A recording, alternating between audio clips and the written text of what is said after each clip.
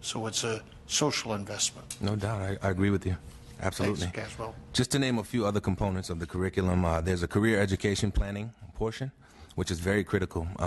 It helps a youth to lay out the career path that they want to pursue, but it also involves the educational process that's required, whether it be a vocational training opportunity, occupational licensing, whether it be an actual college path.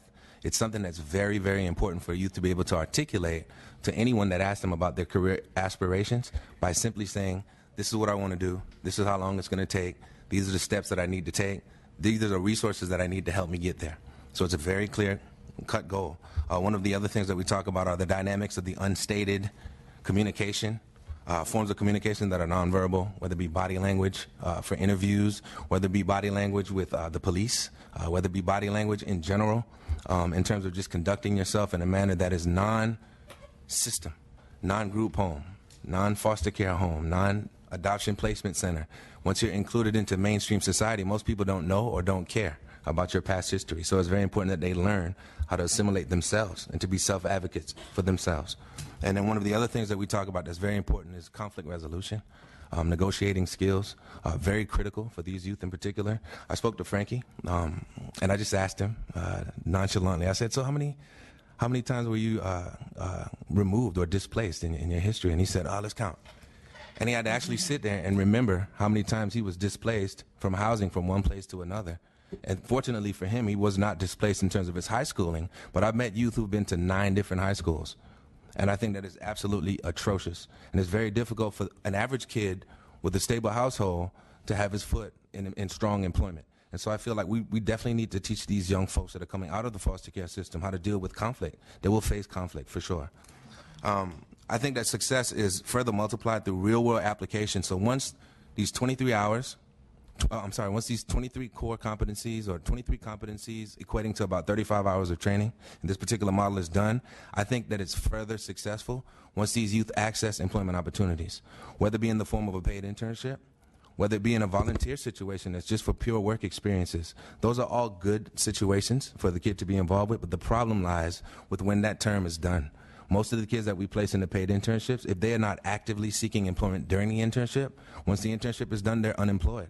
Sometimes up to 4, 6, 8 months at a time, because that was their only source of income, and they look at it as just employment rather than just a stepping stone. So I believe that there are 3 needs in particular. Sarita may highlight or elaborate on what it is I'm about to say. She may not, but I feel like some of the 3 needs that we have that are very, very critical is more comprehensive training styles, just like the one that we're currently using in Los Angeles, for foster youth that go beyond just the surface in order to address some of the deeper issues that they've faced. Sarita mentioned the term trauma-informed. Trauma-informed is something that probably gets overlooked by most of the people that provide services to foster youth. Many of these youth have very deeply rooted issues that are very difficult to overcome, and they certainly need more supports than the average youth going to accept an entry-level job that comes with all of its stressors. In a fast food situation, that's a very stressful job. In customer service, very stressful. If you have an irritated customer or irritated client and they come and they get into a confrontation with a foster youth, chances are if that foster youth has not been trained correctly, they're going to lose their job because their response is going to be inappropriate. So we definitely need to find a way to deal with trauma-informed aspects of career preparation. A second thing that we may need is certainly, and one of the reasons that we're here is to talk about policies that would allow for increased resources and additional supports for this particular population in very simple things. Very practical things such as funding for uniforms. A lot of kids get jobs but have no money. They lose their jobs because they couldn't get a uniform to go to work. Whether it be access to resources that enhance the acquisition of transportation for long-distance commutes, especially in a place like Los Angeles. If you have to get on 2 or 3 interstates, it may take you 3 or 4 hours to get to work. So for some youth, that's insurmountable, and it's something that they don't want to do. And Kaz can't take every kid to go find a car. I certainly cannot. I certainly cannot. Another thing that they may need resources in the area of is housing. We certainly serve quite a few homeless youth in the Los Angeles area. Housing is a huge epidemic. Another area is daycare. They mentioned 34% of the young ladies that leave foster care become pregnant earlier than usual. We also need financial advisors. That's something that I don't see much of, but there needs to be, in my honest opinion, someone who's set aside just to deal with the youth in terms of budgeting, in terms of being able to manage their finances, in terms of being able to have a plan, a strategy beyond foster care.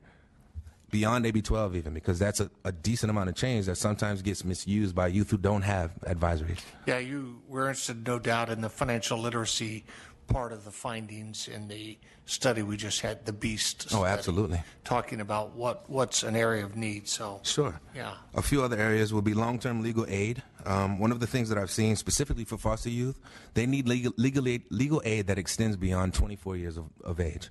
We have fantastic organizations in the LA area that deal with foster youth, but we certainly need to go a little bit longer in terms of the coverage.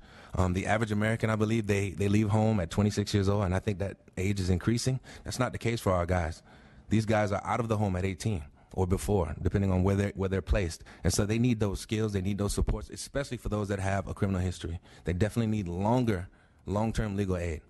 Another support will potentially be creative substance abuse programs. An epidemic, I feel, is substance abuse. I have not found many organizations that deliver the dynamic services and the flexible services that allow for these youth to get their needs met. One of the challenges that I've seen is that the youth do have jobs. They recognize that they need substance abuse assistance, but they can't quit their job or they can't adjust their schedules to go and get the needed supports. So we have to find a solution for that, in my opinion. It's an epidemic. And then finally, I think there needs to be a discussion and eventual implementation of systems that incorporate opportunities for each youth to have access to adult supporters that can walk them along throughout the process of acquiring a job and maintaining a job for the long term. A lot of these kids successfully get through the door by passing the interview process. Great. You get a job, you're done with the interview, you start off, you go through the probationary period. Some of them get through the probationary period fine, but there are a lot of youth who need additional supports when it comes to dealing with the first paycheck, dealing with HR issues, dealing with problems that you encounter with a difficult coworker or colleague or administrator. There certainly needs to be somewhere or some system in place that can be a shadow or a form of protection for the youth to have some ideas bounced off of, referred to, advice, counsel of that nature. So those are essentially the things that are on my mind, and I appreciate the opportunity to share those ideas. Tremendous. And to be clear, in our program, that we address those. They're just not scalable. So yes, we have legal representation. We make sure that because a third of our youth have a record, and we have to figure out how to place them, because you do not put a kid forward for an application that they're not going to pass a background check on. You have now just labeled that kid for that corporation forever. In terms of childcare, that's something we deal with. 2/3 of our youth of our young ladies have children. And then in terms of ongoing coaching, we ensure every youth has a coach for exactly what Kaz said. But these are the additions to a program that is far exceeds the usual traditional workforce development, youth workforce development programming. And we're doing that right now through philanthropy, through all of us agencies together, figuring out how we can resource this. But at scale, this is not sustainable. Right. Exactly. Very good. Well, and I think I'm definitely interested in if you can share your notes that you're kind of referring to there. Certainly. I think a key issue is sort of what are the particular needs and where are additional supports. Sure. And I appreciate your sort of breaking down the areas where you see particular need for supports. Sure. And it does start getting into that issue of we got to AB 12 because people recognized that the world had changed around the circumstance of a child at 18, and so we started doing that. But I think in the job area, I certainly believe that jobs are where you put your life together, where you really start learning some things. And I'm sitting here thinking about, most employment settings, you have an annualized system of evaluation. How are you doing? And giving feedback. And I think for most employees, that's a stressful experience. How am I doing? And getting that feedback. And I think that's just stressful for any employee. And I could see how the first experience of that sort of thing, if you've come through a very different sort of life experience and then get that feedback, that could be send you for a loop. Absolutely. So I definitely, I thank you for coming up. Thank you for your testimony. I definitely hear a lot of life experience in that. I'm interested in learning more about the whole world of work curriculum, and hadn't heard about that, but that'd be interesting to learn more about. I'll certainly send you whatever you need, sir. Yeah, thank you very much. Absolutely. Okay. So Kim, you're up next? I am. Good afternoon. Greetings. Thanks for having me here today. Once again, I'm Kim Roberts with Starbucks Coffee Company. I'm a district manager in Placer County, and I'm just thankful to be here to share the story of how our Starbucks vision as an organization and the iFoster Jobs program align to support each other, as there are currently 30,000 youth exiting the foster system as young adults every year. So as a global company that operates through the lens of humanity and recognizes our responsibility to be part of the solution to one of our nation's largest problems, in 2015, Starbucks committed to hiring 10,000 youth between the ages of 16 and 24 who are neither employed or in school by 2018. So this commitment provoked a joint venture with more than a dozen leading U.S.-based companies to form the 100,000 Opportunities Initiative. It's the largest employer-led coalition committed to creating pathways to meaningful employment for America's opportunity youth. There is a dire need for youth exiting the foster system to gain viable employment and education. And at Starbucks, we offer both. So at Starbucks, we offer free college education through Arizona State University online to all employees, with a goal of 25,000 employees graduating Arizona State University by 2025. So the iFoster's job program is significant to employers because of the training and the employer match process. Youth are given 30 hours or so of job, life, and soft skills training and matched to specific employers and specific jobs based on their skills and competencies. So candidates are trained on employers' culture and expectations prior to applying for any position. So to date, Starbucks, we've worked together for about 6 to 9 months, just getting it off the ground with our company. We've hired 15 iFoster youth, and we're confident as the number will grow as additional counties adopt the program. So upon my initial meeting with Sarita, we instantly realized that the iFoster Jobs program truly aligned with the Starbucks vision for engaging opportunity youth into a career path. So I shared our job descriptions, mission and values, and some other documentation with Sarita, just to ensure that we match up the right candidates and ensure the right candidates were selected to apply for positions at Starbucks. So through the support of my peers and managers in Placer County, we eagerly partnered with iFoster, and we committed to interviewing each candidate that applied. And if we chose not to select a candidate for a position, we agreed that we would give specific feedback so that that applicant could be successful in the future. So iFoster also provides a job coach, as Sarita and Caswell mentioned, for each candidate, which definitely results in sustainability and higher engagement for the youth. So our first barista that we hired in our area from iFoster, his name is Jake. He was an example of a highly engaged young adult who was performing well in his role, but was having a hard time being tolerant of his own opportunities. He really had an internal struggle that he needed to be perfect in every aspect in order for us to maintain his employment. And so really started to affect his performance, and we didn't really need to go with that. So during a check-in with Sarita, I'd mentioned my concerns and asked for some help. And that's when she helped me to understand, and my peers to understand, that no matter how much encouragement we gave to Jake, there's some deep-rooted issues already there. And so, you know, growing up in the foster care system, if you make a mistake, you could lose your home. And so this is where the unique benefit of the iFoster Jobs Coach came into play for us. The his job coach was able to support him by quizzing him on recipes and really building Jake's confidence to be the Starbucks partner that he is today. He is highly successful, truly engaged, and very proud to have him as a partner on my team.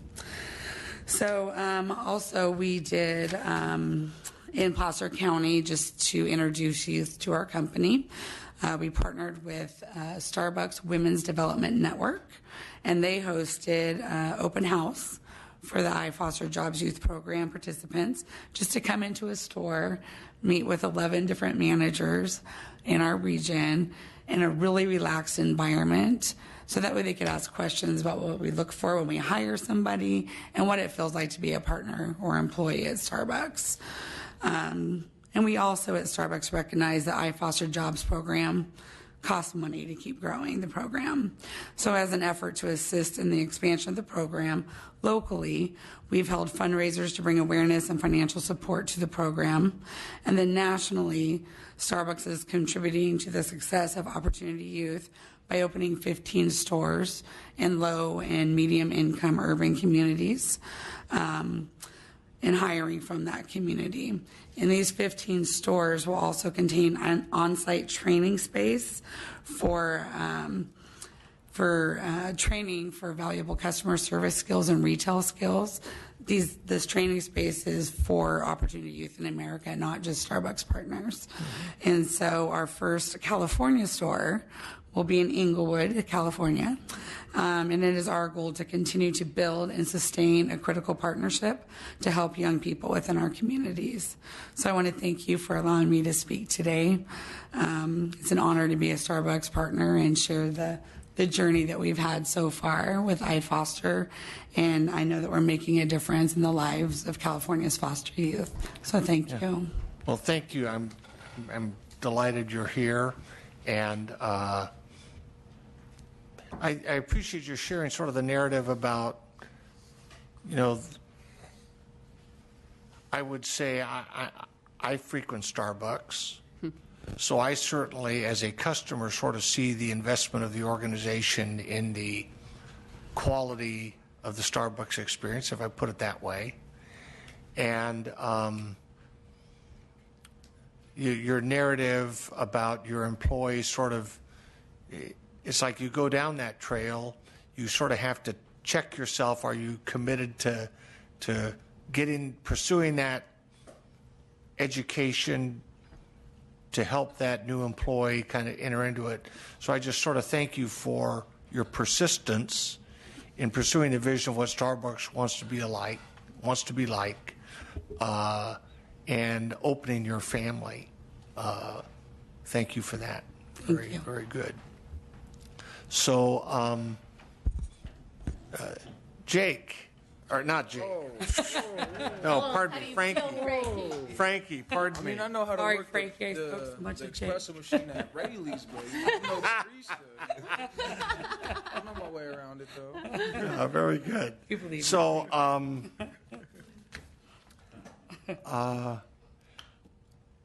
so Frankie, you've heard, is the #1 employee at Rayleigh's, and I've heard firsthand over at Rayleigh's Field for how you're doing. So our conversation was just, this is your chance, Frankie, just to talk about the experience of iFoster, what it's done for you, sort of how the transition to that job has gone, lessons learned.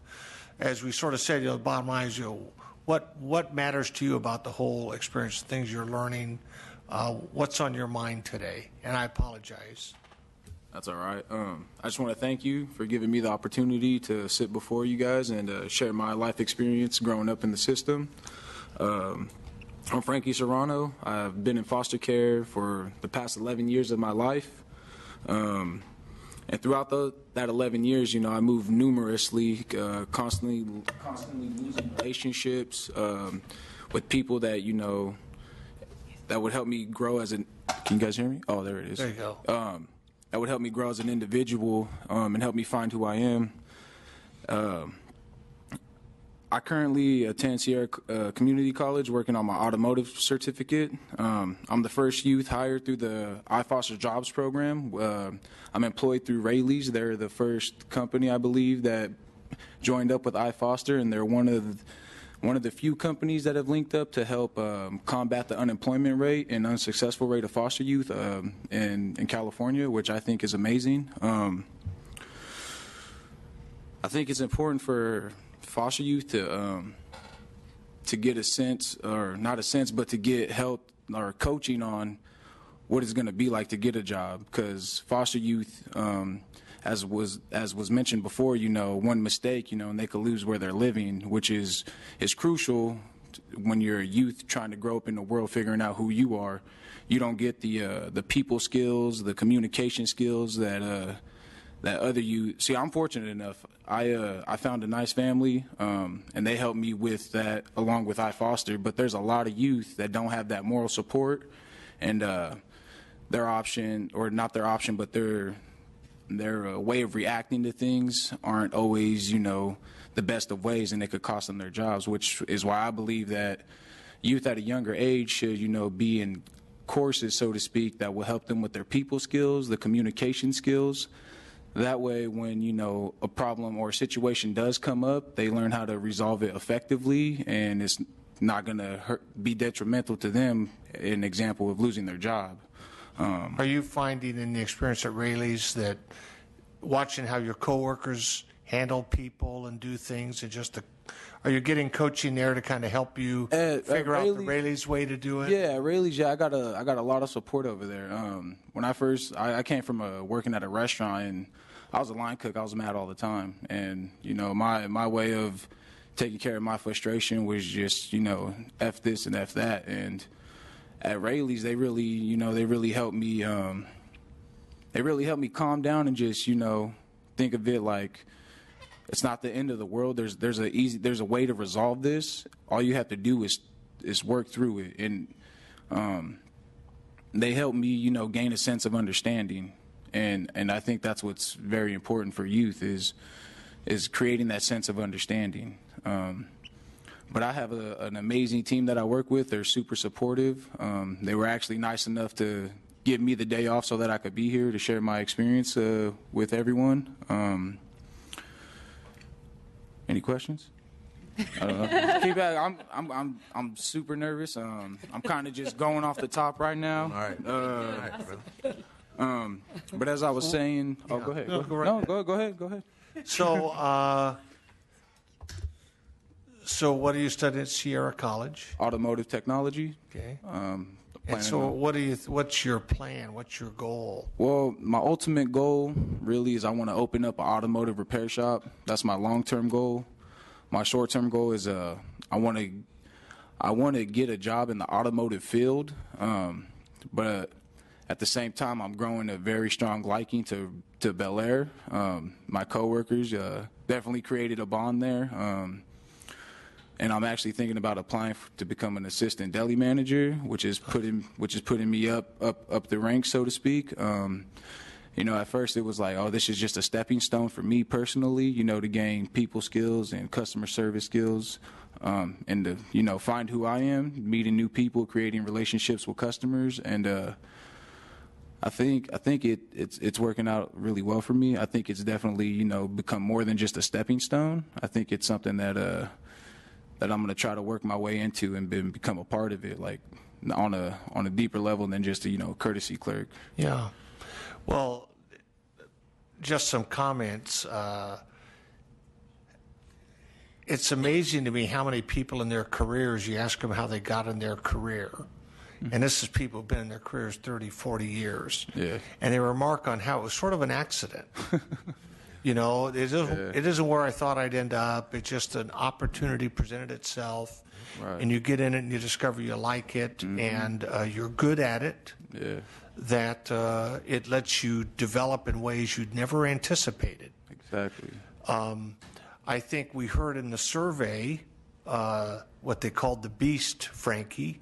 We also heard from Caswell this idea of the importance of people setting goals. Yeah. We heard about education goals and having people actually express a goal.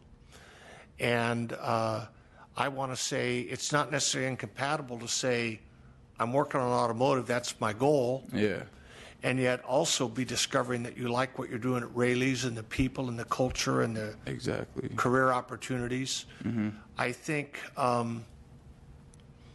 the outstanding thing about the iFoster program, I would say, is there's an expression. I've got all kinds of funny things I say, Frankie. There's an expression, you can't steer a parked car. Right. Car's parked at the side of the road, you're going to crank that tire, but it's not going to go anywhere. It's only when there's movement that you can actually steer a car. Yep. And I would say, you know, you being in the iFoster program, you going to Sierra College, you setting a goal, is you're not a parked car. No, You're moving forward. I am. And I think, I just want to say, you know, the awesome thing about life, and you're entering into it as an adult, is whatever's behind you is behind you. But you're employed, you're working, you're gaining skills. You know, you're not a parked car. You're sort of moving forward, and you can do whatever you want. Right. And I think this sort of the partnership is designed to just kind of create those settings where a young person, whatever's behind them, can start succeeding in additional areas. So did you have any other final comments since I talked at you? Let you... Other than the iFoster Jobs program, you know, creating excellent opportunities for youth like myself and helping them with the resources, I think that is definitely going to, you know, be a beneficial short-term and long-term for the state of California to have more contributing members of society. And that's pretty much it. Very good. Well, I want to thank you all. Thank you very much for being here. You did a great job, Frankie. Francisco Serrano, right here.